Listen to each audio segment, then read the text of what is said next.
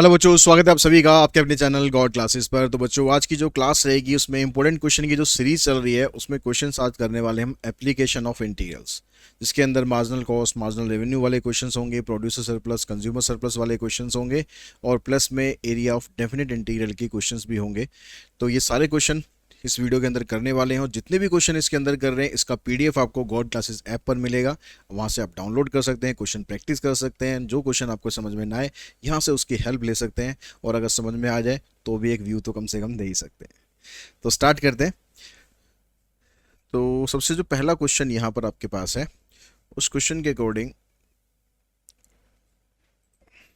यहाँ पर कहता है कि the marginal cost of a function is this. Marginal cost दे रखी है, find the total cost function and the average cost function if the fix cost is ₹1000। तो अब यहाँ पर कहता है कि जो मार्जिनल कॉस्ट है वो आपको दी हुई है x upon 2500 plus x square, और हमें पता है कि अगर हमें कॉस्ट फंक्शन निकालना है तो हमें मार्जिनल कॉस्ट को इंटीग्रेट करना है। तो इसको आप इंटीग्रेट करो। इंटीग्रेशन के लिए आपकी जो इंटीग्रेशन की जो ट्रिक्स होती हैं, टेक्निक्स होती हैं, वो सारी आपको यूज़ करनी है जो भी लगे यहाँ पर। तो यहाँ देखो, इसका अगर हम डेरिवेटिव करते हैं तो ऊपर आता है आपके पास 2x, तो उसमें से x तो हमारे पास है ही, तो मतलब हम इसको पुट करके कर सकते हैं स्टार्ट।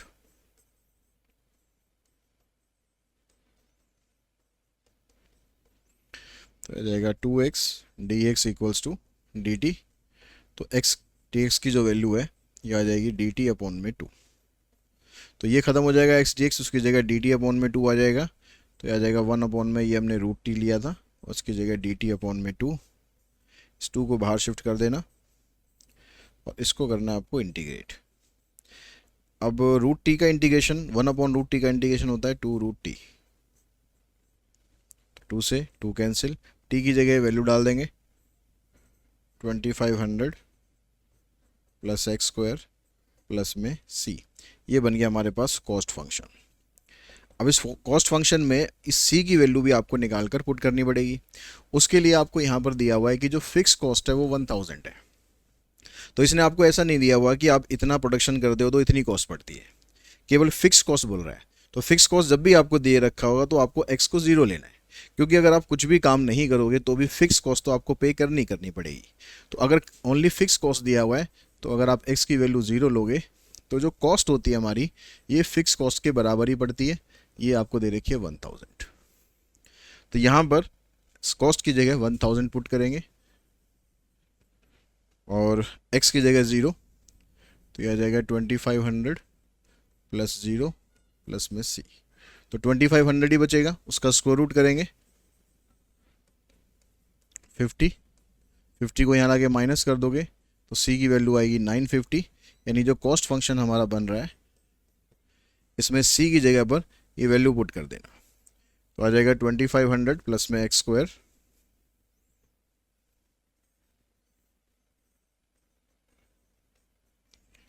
और c की जगह आ जाएगा 950। तो ये तो कॉस्ट फंक्शन बन गया। फिर आगे कहता है average cost function. Average cost हमें पता है कि कॉस्ट को डिवाइड कर दो अगर आप x से तो एवरेज कॉस्ट बन जाती है। तो यानी ये आ जाएगा 2500 plus x square upon x plus 950 upon x. ये होगी इसकी एवरेज कॉस्ट। नेक्स्ट क्वेश्चन में कहता है कि रेवेन्यू फंक्शन आपको फाइंड करना है, मार्जिनल रेवेन्यू आपको दिया हुआ है।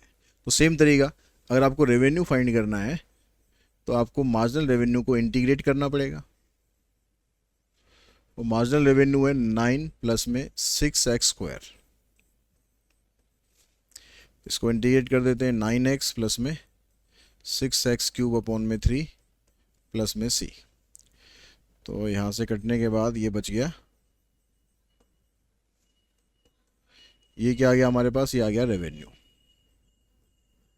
ठीक है, अब c की वैल्यू निकालने के लिए यहाँ पर इसने आगे कुछ नहीं दे रखा आपको। ठीक है, कहता है also find the revenue obtain on selling 5 unit of the product. वो बात की बात है, आपको रेवेन्यू फंक्शन बनाना है एग्जैक्ट, तो उसके लिए c की वैल्यू चाहिए। अब कुछ नहीं दे रखा तो इसका मतलब है कि x अगर 0 है तो रेवेन्यू भी 0 ही होगा, क्योंकि कुछ अगर सेल ही नहीं करोगे तो कुछ मिलेगा कहाँ से। तो x की वैल्यू अगर 0 है तो रेवेन्यू भी यहाँ पर 0 होगा। तो यहाँ जीरो पुट करो, यहाँ जीरो करेंगे, यहाँ जीरो करेंगे, सब जीरो हो जाएगा, तो सी की वैल्यू जीरो आ गई। तो रेवेन्यू फंक्शन बना 9x प्लस में 2x क्यूब। अब कहता है इसमें अगर आप x की जगह 5 लेते हो तो कितना रेवेन्यू जनरेट करेंगे, तो 9 इंटू में 5 प्लस 2 इंटू में 5 का क्यूब। तो 9 इंटू 5 हो गया 45, ये 125 टू जा 250, तो आ जाएगा 295। ये आपका रेवेन्यू आ जाएगा।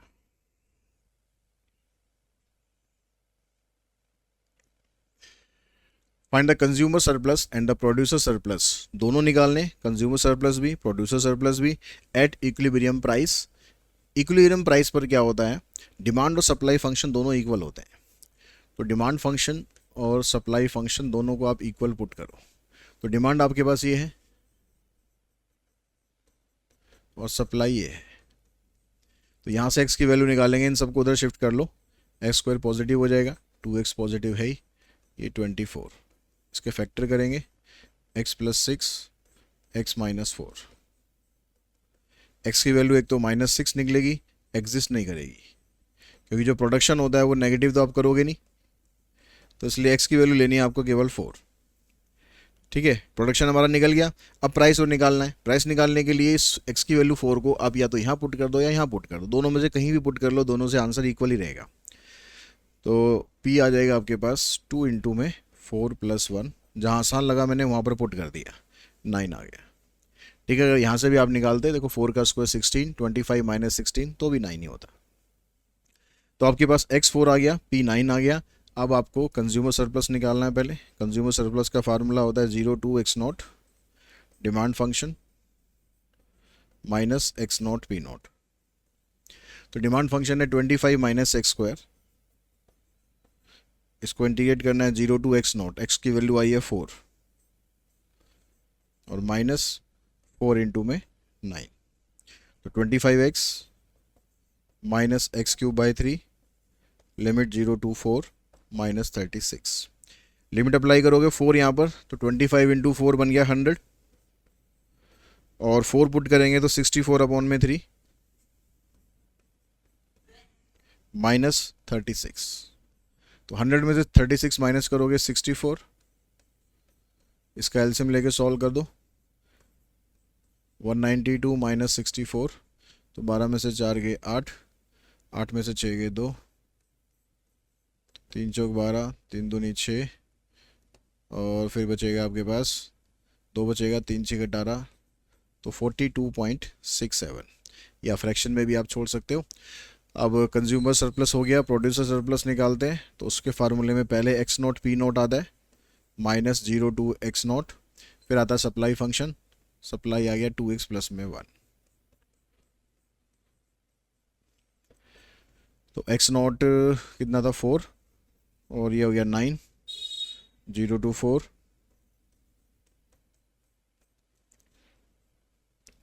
तो ये बन गया 36 minus 2x square by 2 plus में x, लिमिट आ गई 0 टू 4। 4 का स्क्वायर हो जाएगा 16 प्लस 4, 0 पुट करोगे तो 0 रहना है, तो 16 प्लस 4 20, 36 में से 20 माइनस करोगे तो प्रोड्यूसर सरप्लस आ जाएगा इसका 16।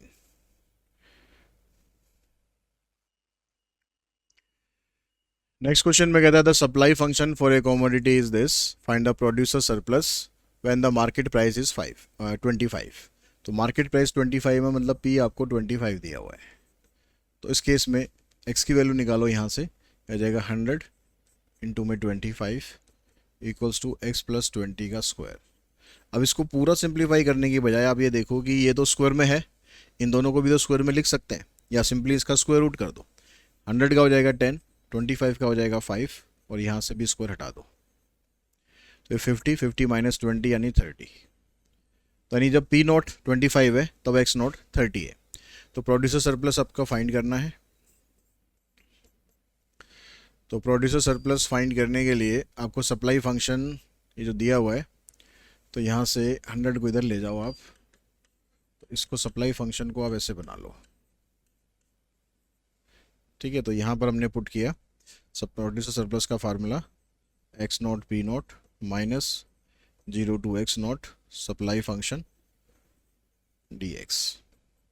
तो x नॉट p नॉट आपका बना 30 एंड 25 और सप्लाई फंक्शन है x प्लस 20 का होल स्क्वायर डिवाइडेड बाय 100।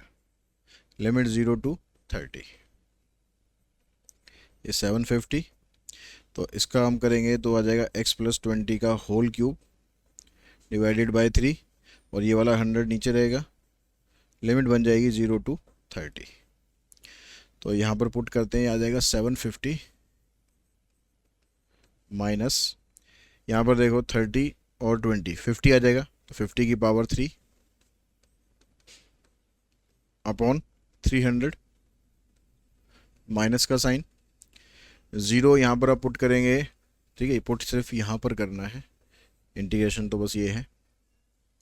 तो 0 अगर यहाँ पर पुट करोगे तो ये आ जाएगा 20 की पावर 3 अपॉन में 300।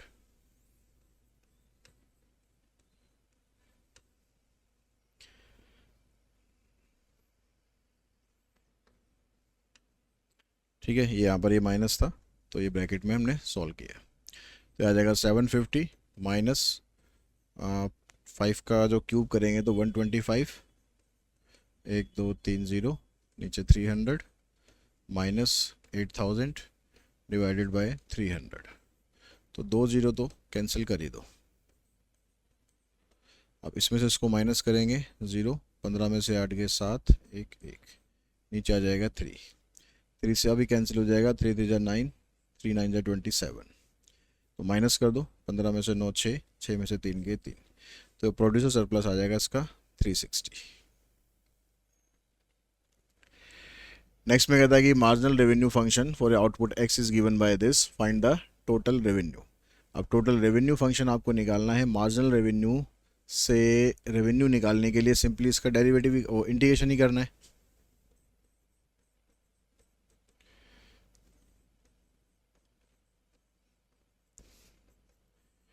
तो 6 अपॉन में x प्लस 2 का होल स्क्वायर प्लस में 5 dx।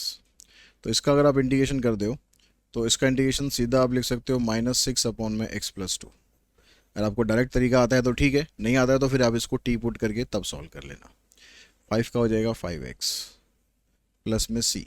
अब इस c की वैल्यू निकालने के लिए इसने आपको कुछ नहीं दे रखा है तो वही लेंगे। अगर हमारे पास x 0 है तो सेल कुछ नहीं करी है तो कुछ मिलेगा भी नहीं, तो यहाँ 0 पुट करेंगे, इधर आ जाएगा -6 अपॉन में 2 प्लस 0 प्लस c। तो c की वैल्यू आ जाएगी +3। इस वैल्यू को यहाँ पर पुट करो तो रेवेन्यू आ जाएगा -6 अपॉन में x plus 2 plus 5x plus 3, c की जगह 3 आ जाएगा। उसके बाद नेक्स्ट है तो कहता है demand and supply function for a commodity is given by this, find the consumer surplus at equilibrium. तो यहाँ भी इक्विलिब्रियम प्राइस दे रखा है, मतलब डिमांड सप्लाई दोनों आपस में इक्वल रखना है आपको। तो 56 minus x square is equals to 8 plus x square upon में 3। तो 8 को यहाँ लाके माइनस कर दो तो 48 हो जाएगा, एक्स स्क्वायर को वहाँ ले जाके प्लस कर दो तो आ जाएगा 4x स्क्वायर अपॉन में 3। ठीक है, इसको प्लस लेके प्लस हो जाएगा, ये एलसीएम लेने के बाद आपके पास ये बचेगा, इससे इसको काट दो 12 चौक 48। तो एक्स स्क्वायर इक्वल्स टू 36, मतलब x की वैल्यू आ जाएगी +6, माइनस वाली वैल्यू हमें लेनी नहीं। तो x अगर +6 है तो p कितना हो जाएगा, तो पहली जो टर्म है आपके पास किसी में भी रख दो, 56 माइनस 6 का स्क्वायर, तो 56 माइनस 36 मतलब 20। तो x अगर 6 है तो p 20 है। अब कंज्यूमर सरप्लस आपको फाइंड करना है, तो पहले 0 to x0 supply function minus x0 p0।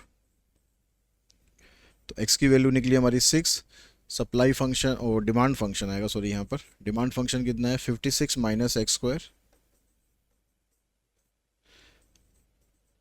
x0 आपको दे दिया 6, p0 निकला हमारा 20।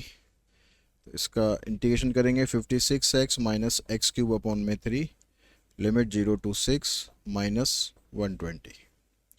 तो 6 यहाँ पर पुट करते हैं तो 6 6 36, 6 5 30 प्लस 3 माइनस 6 का क्यूब करेंगे 216 अपॉन में 3, जीरो पुट करेंगे तो सारा जीरो हो जाना, ये भी और ये भी, -120। 3 से काटेंगे, 3 7 21, 3 दूनी 6, 3 3 6, -2 7 और 2 9 1, माइनस करो, 13 में से 9 हो गए 4 1, तो ये आ गया आपके पास 144। If the supply function is this, then find the producer surplus when 12 unit are sold. तो यहाँ पर आपको सप्लाई फंक्शन ये दे दिया और 12 यूनिट आर सोल्ड मतलब x की वैल्यू 12 दे दी, तो p कितना हो जाएगा यहाँ पर निकालो, 4 प्लस में 12 यानी 16। अब प्रोड्यूसर सरप्लस फाइंड करना है, तो पहले आपके पास आ जाएगा x note p note -0 to x note और सप्लाई फंक्शन। तो x हमारे पास है 12, p हमारे पास है 16, -0 to x की वैल्यू है 12 और फंक्शन है 4 + x। तो 12 × 72, 12 और 7 19, माइनस इसका इंटीग्रेशन करेंगे 4x + x²/2 लिमिट 0 to 12। 12 × 4 = 48, 12 का स्क्वायर करेंगे 144, 192 में से माइनस करना है, 8 और 2 10, 7 4 11 और 1 12, तो 2 9 में से 2 गए 7, आंसर आया इसका 72। नेक्स्ट में कहता है कि आपको लिमिट दे रखी है 0 to x² dx and hence show that the region on the graph whose area it represent. तो आपको इसको सिंप्लीफाई करना है, ठीक है, और इसका जो ग्राफ है वो हमें बताना है जिस एरिया को ये रिप्रेजेंट करता है। तो इसको अगर हम सिंप्लीफाई करेंगे, सिंप्लीफिकेशन तो इसका आसान है, यह आ जाएगा 8/3 -0 यानी आ जाएगा 8/3, ठीक है। अब इसका सिंप्लीफिकेशन आपको तो हमने कर दिया, अब इसको ग्राफ पे कैसे शो करना है। अब ये जो फंक्शन है ये है आपके पास पैराबोला, अब ये पैराबोला है, सर्कल है, लाइन है, ये सब आपको इक्वेशंस पता होने चाहिए। तो x² का जो पैराबोला बनता है, ये पैराबोला बनता है इस शेप में, ठीक है। और यहाँ पर जो लिमिट है आपके पास, लिमिट दे रखी है 0 से लेकर 2, तो इसकी जो लिमिट है वो 0 से 2 आएगी, मतलब यहाँ पर 0 हो गया, इधर x की वैल्यू 2 यहाँ पर कहीं होगी, तो ये इस वाले एरिया को रिप्रेजेंट कर रहा है,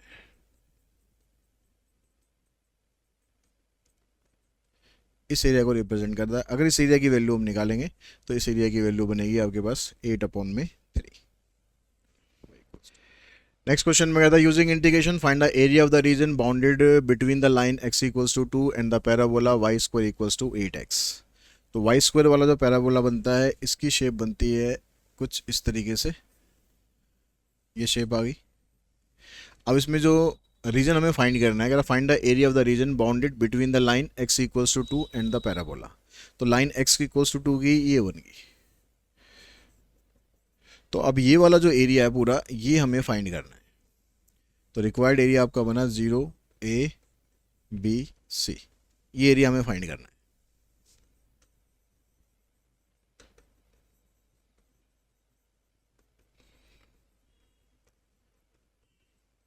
ठीक है, अब इस एरिया को पूरा फाइंड करने की बजाय अगर हम सिर्फ ये वाला एरिया फाइंड कर ले और इसका डबल कर दें तो इसके बराबर ही रहेगा, तो आ जाएगा 2 times of area of OAB। अब ये एरिया हम कैसे फाइंड करेंगे, इंटीग्रेशन की हेल्प से। आप ये देखो कि ये जो कर्व आपने बाउंड किया है वो इसकी लिमिट यहाँ से लेकर यहाँ तक है, जो वर्टिकल लाइन होती है वो लिमिट का काम करती है, यानी 0 से लेकर 2 तक इसकी लिमिट है, और एक किसको बाउंड कर रहा है, इस पैराबोला को बाउंड कर रहा है। तो इस पैराबोला की इक्वेशन से आपको y की वैल्यू निकाल लेनी है, तो y की वैल्यू आएगी यहाँ पर √8x। अब √8 को आप अलग कर दो, √x को अलग कर दो, यानी ये √8 और इंटू √x। अगर आपने लिमिट x की ले रखी है तो आपको यहाँ पर पुट करनी है y की वैल्यू, ताकि वो x में कन्वर्ट होके फिर आ जाए, उसको इंटीग्रेट हम कर पाएँ। तो ये √8 होता है 2√2, एक 2 ऑलरेडी बाहर है, तो आ जाएगा 2 2 4√2 बन जाएगा ये, और इसको आप सिंप्लीफाई कर देंगे, इसका इंटीग्रेशन हो जाएगा x की पावर 3/2 इंटू में 2/3 लिमिट 0 to 2, ये 4 2 8 √2/3, ये हो गया। यहाँ पर पुट करेंगे तो 2 की पावर 3/2, 0 पुट करेंगे तो 0 हो जाना है। ठीक है, अब 2 की पावर 3/2 को यहाँ 2 की पावर हाफ से मल्टीप्लाई प्लस करोगे तो 2 की पावर हाफ इधर 3/2 इधर, मतलब दोनों पावर ऐड हो जाएंगी। 4/2 का मतलब 2 की पावर 2 आई, तो ये आ गया 8 इंटू में 2 की पावर 2 अपॉन में 3, ये आ जाएगा आंसर 32 अपॉन में 3। एरिया है तो इसमें स्क्वायर यूनिट और लिख देना, स्क्वायर यूनिट। नेक्स्ट में कहता है कि find the area of the region in the first quadrant bounded by the parabola y equals to 4x²। तो ये वाला जो पैराबोला है ये x² वाला पैराबोला है, तो ये पैराबोला बनेगा हमारा ऊपर की साइड ये वाला। और किससे बाउंड हो रहा है, and line x equals to 0, y equals to 1, y equals to 4। ठीक है, यहाँ पर y इक्वल्स टू 0 ही होगा शायद, y equals to 0, x equals to 0, ये लाइन हो गई। ठीक है, x ही है फिर तो, x इक्वल्स टू 0 की ये वाली लाइन हो गई। ठीक है, y इक्वल्स टू 1 ये हो गया, y इक्वल्स टू 4 ये हो गया। तो ये कह रहा है कि अब जो एरिया आपको निकालना है वो x इक्वल्स टू 0 की लाइन तो ये हो गई, ये पैराबोला हो गया, और ये y इक्वल्स टू 1 हो गया, ये y इक्वल्स टू 4 हो गया, मतलब ये वाला पोर्शन हो गया। या तो ये वाला या ये वाला, दोनों नहीं ले सकते आप। अगर ये लाइन नहीं होती तो फिर आपको दोनों लेने पड़ेंगे, ये भी लेना पड़ेगा ये भी लेना पड़ेगा, लेकिन इस लाइन की वजह से या तो आप ये ले लो या आप ये ले लो, दोनों में से कोई भी एक ले लो, क्योंकि इससे बाउंड वो तभी कहलाएगा। तो अब इसमें जो लिमिट आपकी पास बनेगी, देखो लिमिट बनेगी यहाँ से यहाँ तक। अब ये फंक्शन हमारे पास जो लिमिट हम ले रहे हैं वो y की टर्म्स में ले रहे हैं। पिछले क्वेश्चन में क्या था, हमने लिमिट यहाँ से ली थी, अब लिमिट आप यहाँ से ले रहे हो, तो 1 से 4 लिमिट बन गई। अब जो फंक्शन आपको दिया हुआ है वहाँ से आपको x की वैल्यू निकालनी है ताकि वो y में कन्वर्ट हो जाए। तो हमारे पास है y इक्वल्स टू 4x², तो इस 4 को यहाँ लाएंगे तो x की वैल्यू बनेगी √y अपॉन में 2, तो ये यहाँ पर पुट करनी है। बस आपको ये ध्यान रखना है कि आपने लिमिट कौन सी ली है, उसी हिसाब से आपको फंक्शन को चेंज करना है। ये 1/2 तो बाहर हो जाएगा, √y का इंटीग्रेशन करेंगे y की पावर 3/2 और 2/3, और ये वाला जो 2 है ये इधर आ गया, लिमिट आ गई 1 to 4, इससे ये कैंसिल, तो 1/3 y की पावर 3/2 लिमिट 4 to 1। 4 को यहाँ पर पुट करोगे तो 4 की पावर 3/2 माइनस 1 की पावर 3/2, 4 की पावर 3/2 को सॉल्व करते तो 8 माइनस 1 यानी आ जाएगा 7/3, 7/3 स्क्वायर यूनिट, ये आपका आंसर आ जाएगा। और इसी क्वेश्चन के साथ ही ये वीडियो यहीं पर हम फिनिश करते हैं। आई होप आपको आपके एग्ज़ाम की प्रिपरेशन में इन वीडियो से काफ़ी हेल्प मिल रही होगी, और ऐसा है तो वीडियो को लाइक ज़रूर करें, चैनल को सब्सक्राइब ज़रूर करके रखें। आज की इस वीडियो में इतना ही। Thanks all of you.